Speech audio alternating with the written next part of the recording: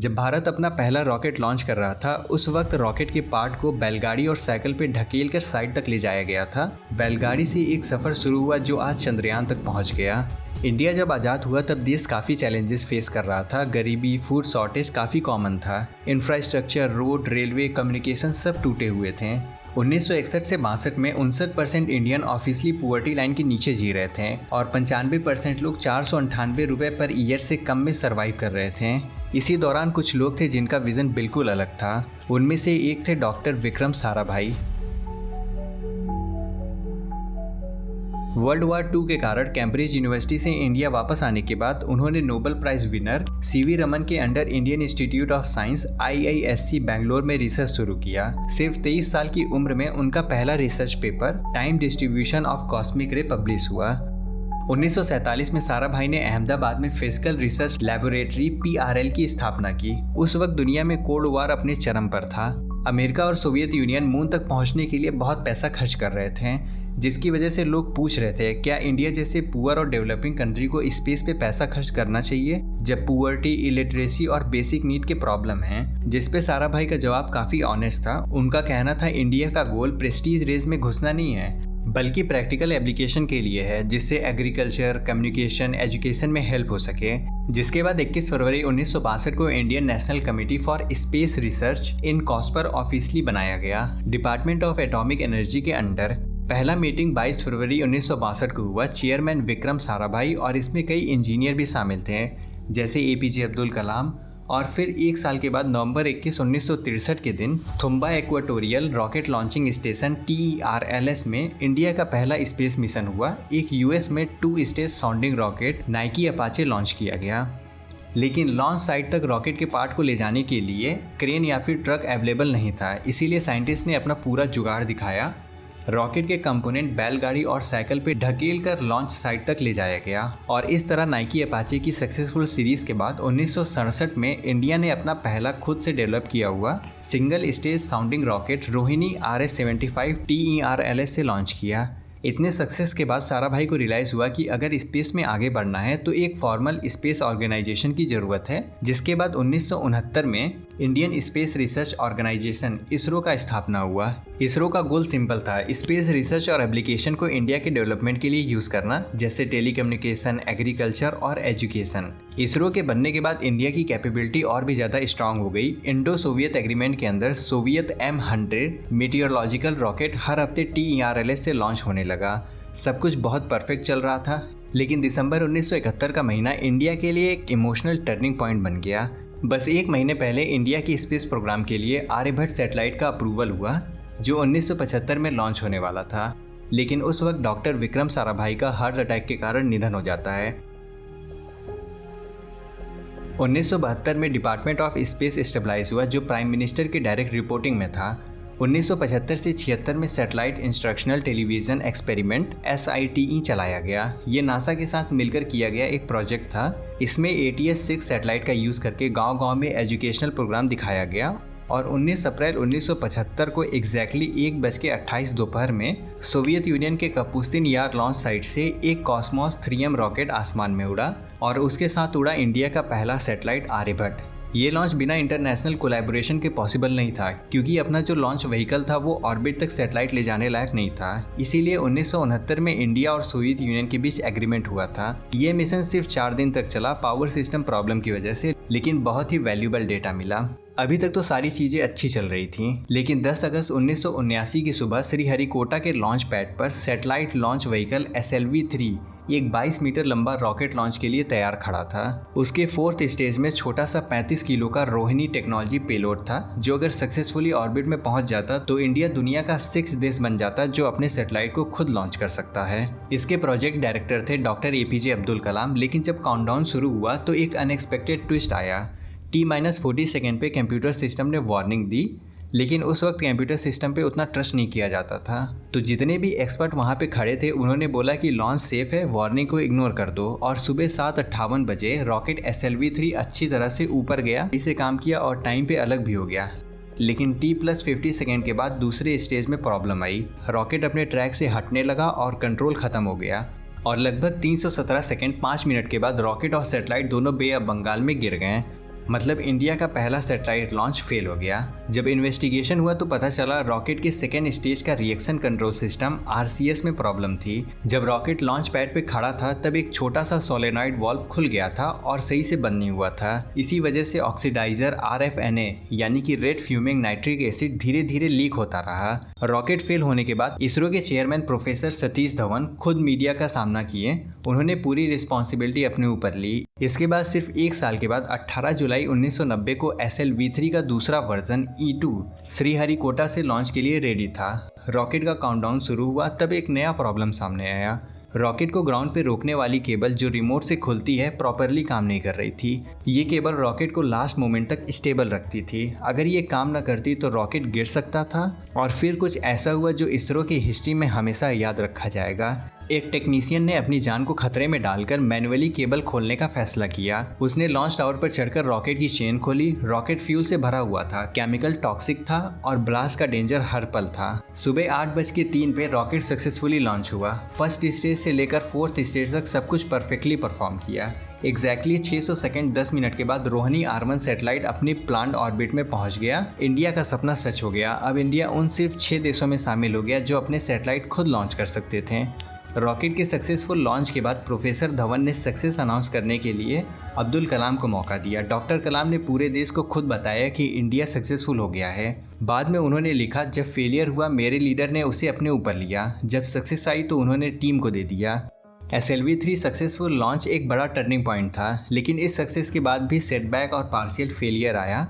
मई 1981 में SLV-3 का तीसरा लॉन्च हुआ। इस बार रोहिणी RS-D1 सैटेलाइट ऑर्बिट में गया, लेकिन बहुत लो ऑर्बिट में, जिसकी वजह से वो सिर्फ 9 दिन तक काम कर सका। ये पूरा डिजास्टर नहीं था जैसे पहले लॉन्च में हुआ था। फिर अप्रैल 1983 में SLV-3 का चौथा और फाइनल लॉन्च हुआ। इस बार Rohini RS-D2 satellite successfully orbit में पहुंच गया। ये इसरो के लिए एक और माइलस्टोन था। SLV-3 के प्रोग्राम खत्म होते ही इसरो ने अपने next generation rocket augmented satellite launch vehicle ASLV develop करना शुरू कर दिया।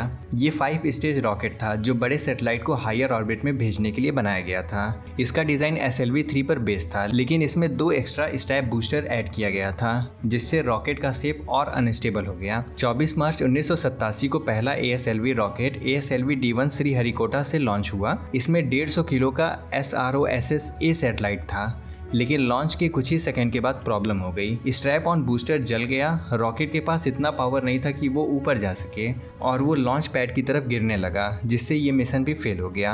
अगर मार्च 1987 का ASLV फेलियर बहुत सीरियस था, तो जो 13 जुलाई 1988 को ASLV-D2 डिजास्टर हुआ वो तो और बड़ा था। इस बार रॉकेट सक्सेसफुली लिफ्ट ऑफ हुआ। स्ट्रैप ऑन बूस्टर सही से काम कर रहा था, लेकिन अचानक 35 माइल की हाइट पर रॉकेट ब्रेक हो गया और डेब्रिस बे ऑफ बंगाल में गिर गया। SROSS-B सैटेलाइट भी डिस्ट्रॉय हो गया। 1988 के एंड तक इंडिया का स्पेस प्रोग्राम काफ़ी फेलियर और डिसअपॉइंटमेंट से भरा हुआ लग रहा था। 2 ASLV लॉन्चेस डिजास्टर में ख़त्म हो गया। इसके बाद साइंटिस्ट ASLV के नेक्स्ट प्रोजेक्ट और PSLV यानी कि पोलर सैटेलाइट लॉन्च व्हीकल पे भी काम करना चालू कर दिए, जहां SLV रॉकेट का पेलोड कैपेसिटी 40 किलो का था और ASLV का 150 किलो का। वहीं PSLV 1000 से 1500 किलो कैपेसिटी का था। ये प्रोजेक्ट 1982 में स्टार्ट हुआ था और गोल था पहला लॉन्च 1990 तक करना, और इसका डिज़ाइन वर्क 1978 से ही शुरू हो गया था S श्रीनिवासन के अंडर में। और इसके साथ ही GSLV यानी जियो सिंक्रोनस सैटेलाइट लॉन्च व्हीकल का भी काम चल रहा था।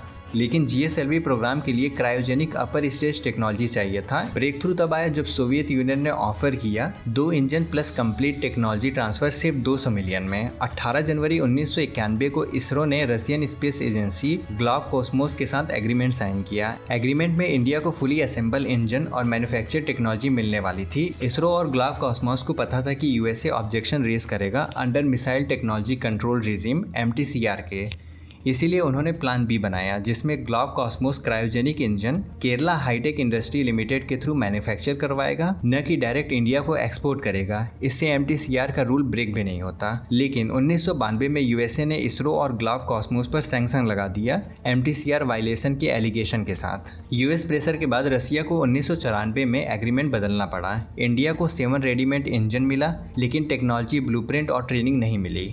लेकिन यूएस के सैंक्शन का इफेक्ट उल्टा पड़ गया। पीएम पीवी राव ने अप्रैल 1994 में Indian cryogenic engine programme start किया। इनिशियली बजट 300 करोड़, जिसमें इंडियन साइंटिस्ट खुद से सब कुछ बनाएंगे, बाहरी देश पे बिल्कुल डिपेंड नहीं रहेंगे। अब जो इंडियन साइंटिस्ट पीएसएलवी रॉकेट पे काम कर रहे थे उसका फाइनली लॉन्च टाइम आ गया। 10 सितंबर 1983 को पीएसएलवी का लॉन्च किया गया, लेकिन लॉन्च के 9 मिनट 14 सेकंड के बाद सब कुछ खराब हो गया। रॉकेट का कंट्रोल सिस्टम फेल हो गया और रॉकेट अपना बैलेंस खो बैठा। इसी वजह से उसे सेल्फ डिस्ट्रक्ट करना पड़ा। पूरी दुनिया ने देखा कि इंडिया का सबसे बड़ा स्पेस मिशन अपनी पहली ही फ्लाइट में फेल हो गया। अब चैलेंज ये था कि क्या इंडिया स्पेस सुपर पावर के साथ कम्पीट कर पाएगा। इसीलिए पीएसएलवी के और प्रोजेक्ट पे काम चालू किया गया और फाइनली 22 अक्टूबर 2001 को पीएसएलवी C3 सक्सेसफुली लॉन्च हुआ। ये इंडिया स्पेस प्रोग्राम के लिए एक बहुत बड़ा टर्निंग पॉइंट था। उसके बाद पीएसएलवी C4 2002 में लॉन्च हुआ, फिर आया पीएसएलवी C5 2003 में, उसके बाद पीएसएलवी C7 2007 में, उसके बाद पीएसएलवी C9 2008 में। मतलब लगातार 2002 से 2006 तक 10 कॉन्जिक्यूटिव सक्सेसफुली लॉन्चेस हुए हैं। 2007 से 2010 के बीच चंद्रयान 1 पीएसएलवी C11 ने इंडिया का पहला लूनर मिशन कैरी किया। उसके बाद 3 अगस्त 2012 को इसरो चेयरमैन के राधाकृष्णन ने अनाउंस किया कि इंडिया 2 साल के अंदर मार्स ऑर्बिटर भेजने वाला है। गवर्नमेंट ने $75 मिलियन एलोकेट किया इस प्रोजेक्ट के लिए, जबकि दूसरी कंट्री का 500 मिलियन से $1 बिलियन तक का खर्चा आता था ऐसे प्रोजेक्ट में। और इसको अगर हम लोग मूवी बजट से कंपेयर करें तो ग्रेविटी मूवी को बनाने में 100 से 120 मिलियन लगा, इंटरस्टेलर को बनाने में 165 मिलियन, अवेंजर्स को बनाने में 220 मिलियन लगा था, यानी कि इसका बजट मूवी से भी कम है। फाइनली 5 नवंबर 2013 को 9:08 AM पर श्रीहरिकोटा से मंगलयान यानी पीएसएलवी C25 लॉन्च हुआ। ऑर्बिट में पहुंचते ही मंगलयान ने अपना सोलर पैनल और एंटीना खोल लिया और IDSN से कांटेक्ट बन गया। 30 नवंबर 2013 को रात में मंगलयान अर्थ की ग्रेविटी से निकलकर हेलियोसेंट्रिक ऑर्बिट सन के अराउंड में आ गया। मंगलयान ने अर्थ से निकलने के बाद 680 मिलियन किलोमीटर का सफर किया। ये सफर ऑलमोस्ट 300 दिन चला। उसके बाद 24 सितंबर 2014 की सुबह मंगलयान मार्स के पास पहुंच रहा था। उसकी रिलेटिव वेलोसिटी 5.3 किलोमीटर पर सेकेंड थी। अगर उस मोमेंट पे कुछ भी गलत होता तो स्पेसक्राफ्ट या तो मार्स को मिस कर देता या उसके एटमॉस्फेयर में क्रैश हो जाता, लेकिन इसरो ने सब कुछ स्मूथली हैंडल किया और मंगलयान मार्स के ऑर्बिट में घुस गया। इसके बाद एक रिकॉर्ड टूटने लगा। 15 फरवरी 2017 की सुबह 9:28 पर पीएसएलवी C37 रॉकेट लॉन्च हुआ। सिर्फ 16 मिनट 48 सेकंड के सफर के बाद रॉकेट ने अपना काम कर दिखाया। उसने अपना पेलोड एकदम सही जगह पे ऑर्बिट में डाल दिया और फिर एक ही मिशन में 104 सैटेलाइट ऑर्बिट में पहुंच गए। ये एक वर्ल्ड रिकॉर्ड था। रसिया का पुराना रिकॉर्ड सिर्फ 37 सैटेलाइट का था जो 2014 में बनाया गया था, लेकिन इसरो ने उससे ऑलमोस्ट 3 गुना ज्यादा सैटेलाइट लॉन्च करके सबको सरप्राइज कर दिया। 2017 के बाद इसरो के लिए सब कुछ एकदम परफेक्ट चल रहा था। हर तरफ उसकी तारीफ हो रही थी। मीडिया उन्हें नासा ऑफ द ईस्ट कहने लगा। जो भी मिशन लॉन्च होता वो सक्सेसफुल ही होता। लेकिन 22 जुलाई 2019 को चंद्रयान 2 लॉन्च हुआ। रॉकेट बिल्कुल स्मूथली उड़ा। टारगेट था मून के साउथ पोल के पास सॉफ्ट लैंडिंग करना। 20 अगस्त को स्पेसक्राफ्ट सेफली मून के ऑर्बिट में पहुंच गया। सब कुछ एकदम परफेक्ट लग रहा था। पूरा देश बस लैंडिंग का इंतजार कर रहा था। फिर 6 सितंबर की रात लैंडर को अपनी स्पीड 6000 किलोमीटर से 0 तक कम करनी थी। शुरू में सब कुछ ठीक लग रहा था, लेकिन सिर्फ 2.1 किलोमीटर ऊपर प्रॉब्लम शुरू हो गई। लैंडर का इंजन एक्सपेक्टेड से ज्यादा पावर दे रहा था, 422 न्यूटन, जबकि सिर्फ 360 न्यूटन चाहिए था।